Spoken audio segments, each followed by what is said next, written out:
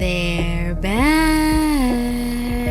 Our sponsors, Best Fiends, are here again. If you're like me and your brain has been craving a challenge lately, then you'll love Best Fiends as much as I do. If you aren't already playing Best Fiends, you're missing out, big time. Best Fiends is the fun and exciting puzzle adventure that you can experience anytime, anywhere. You don't even need an internet connection to play.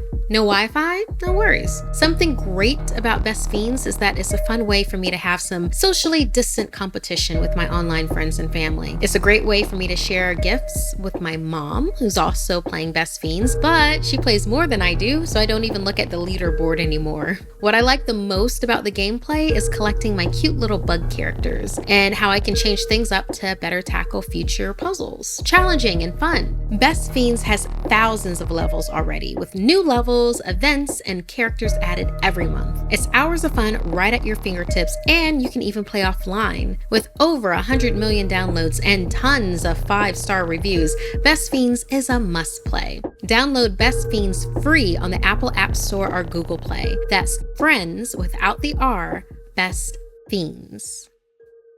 Hey, I'm Markeia. Want to hear something scary?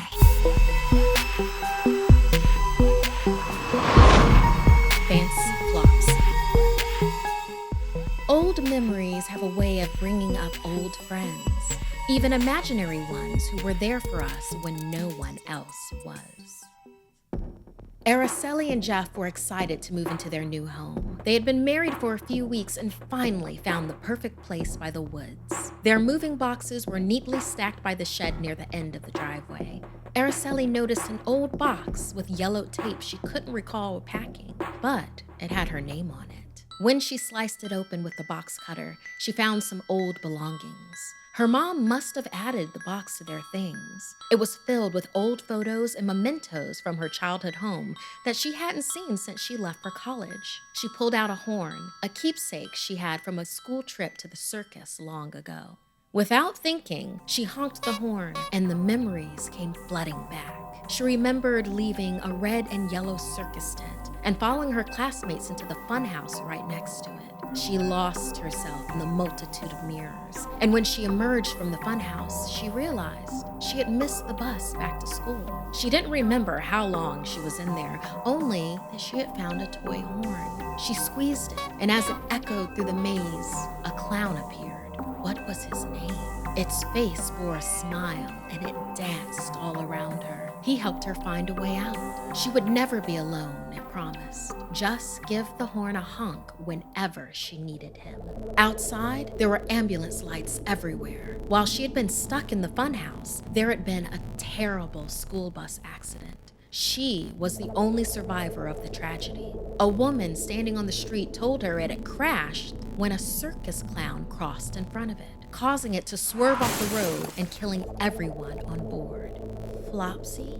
Fancy Flopsy? She recalled the clown's name aloud. Jeff laughed nervously. Fancy Flopsy sounds creepy. He probably wouldn't like me stealing you from him, he joked, trying to lighten the mood as he took some boxes of things upstairs. Araceli is my girl. When they were done unpacking, they opened the shed to put up their seasonal holiday decorations. That's when she saw it, standing in the center, a funhouse mirror. Araceli was taken aback from the coincidence, first the horn and now the mirror. Jeff, what is this doing here? She asked, seeing someone cross behind her reflection. When she looked closer, she realized that it wasn't Jeff. It was Fancy Flopsy giving her a wave. When she turned around, she almost crashed into Jeff, who had come back out with more boxes in hand. She laughed at herself. Sorry, I just got caught up in a memory, I guess. In bed later that night, she wondered if she had really imagined Fancy Flopsy. She'd left the bathroom light on and the door opened a crack just to be safe. From what? She wasn't sure. Her memories of him were scattered after they'd met. Should she be afraid of him? She wondered. He was her imaginary friend growing up and had left him behind when she got older. As her eyes grew heavy, she saw a figure moving in the room. Jeff must have gotten up, but then he snored right behind her. suddenly wide awake. Her vision cleared, and she saw a powder-white face with fancy red makeup cracked around beady eyes and smeared over an elongated smile. The face of someone she hadn't seen in such a long time, someone she thought she imagined earlier, and began to recall how very real he was. Fancy Flopsy is your friend. Fancy Flopsy has found you again, the clown said from the mirrored closet as the light went out. Araceli screamed in the darkness and the blankets were ripped off of her. With a clown honk and laugh, Flopsy's voice was all around her. I found you! What's going on? Jeff shouted, flipping the light switch on near the mirrored closet. Before Araceli could answer, Flopsy jumped out of the mirror and held the box cutter above Jeff. The clown laughed as he began to slash Jeff. No one can take my Araceli away from me. Araceli tried yelling at the clown to stop, but its mouth began to absorb Jeff. Its hair coiled around his body. She blacked out. When she woke up, she heard the toilet flush. When she rubbed her eyes, she saw Jeff standing over her, wishing her a good morning. After she explained her horrible dream, Jeff hugged her close. "It's okay, honey. No one can take me away from you," he said at his reflection in the mirror, which revealed his true identity. A smile crossed Fancy Flopsy's face as he held his long-awaited prize, Araceli.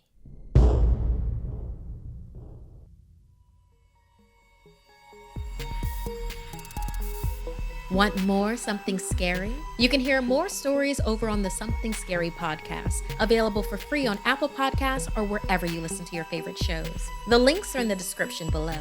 Thank you to all of our patrons. While we do run a limited amount of ads, the show would not be possible without your support. If you'd like to submit a story, send me an email at somethingscary@snarled.com. Like and share this video if it gave you the chills.